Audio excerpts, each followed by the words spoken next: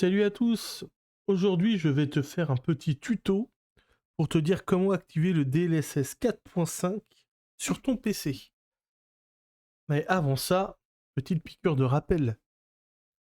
Il y a quelques jours, Nvidia a annoncé qu'ils allaient lancer donc le DLSS 4.5 pour toutes les générations de cartes RTX. C'est-à-dire que cette nouvelle version du DLSS est disponible sur les cartes RTX de 2000 à 4000. Ne faites pas attention à mon fond d'écran, c'est le bordel. Faudrait que je le range un petit peu. Donc, pour ce faire, tu vas aller sur l'application Nvidia, donc la Nvidia App. La voici. Tu vas dans Pilote. Oui, je te tutoie aujourd'hui. Et tu télécharges le dernier pilote. Une fois que ton dernier pilote est à jour, ton pilote est à jour, tu vas dans Paramètres. Tu vas dans À propos de. Et tu regardes si tu as la bonne version de l'app Nvidia. Si tu n'as pas cette version-là, tu cliques sur l'accès anticipé, là tu coches accepter pour accéder à la version bêta ou à des fonctionnalités expérimentales. Donc tu coches ça. Une fois que c'est fait, tu quittes l'application Nvidia, tu la relances. Logiquement, elle devrait se mettre à jour. Une fois qu'elle est à jour, tu vas donc dans paramètres, tu vérifies bien que tu as le bon truc.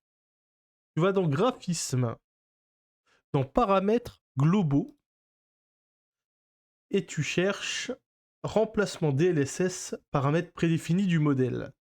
Normalement ici, c'est écrit comme là, utiliser le paramètre d'application 3D. Donc tu cliques dessus. Donc normalement c'est comme ça. Hein. Et tu cliques sur les plus récents. Tu appliques. Et tu as donc activé le DLSS 4.5 sur ta machine.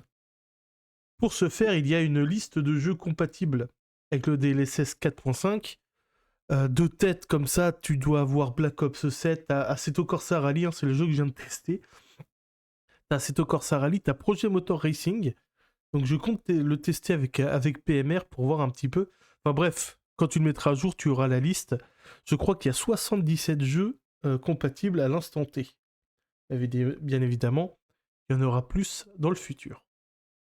À savoir également que même s'il est disponible pour toutes les générations de RTX,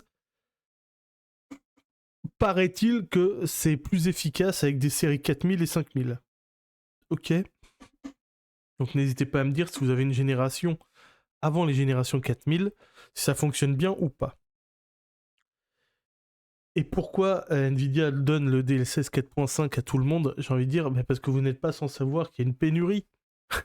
Une pénurie de mémoire. Donc il n'y aura pas de génération 5080 super, etc. On passera directement à la génération 6000 courant 2027 apparemment. Il y a également un gros boom des prix des GPU. Donc si vous voulez changer de config de carte graphique, faites-le maintenant parce que ça va aller en empirant. Et sinon, vous restez sur votre machine et vous profitez du DLSS 4.5. Franchement, c'est plutôt cool de la part de Nvidia de faire ça. Après, c'est un peu marrant parce que les pénuries, c'est à cause de l'IA. Et du coup, ils donnent accès au DLSS qui est de l'IA à plus de monde. C'est cocasse. Allez, ciao tout le monde.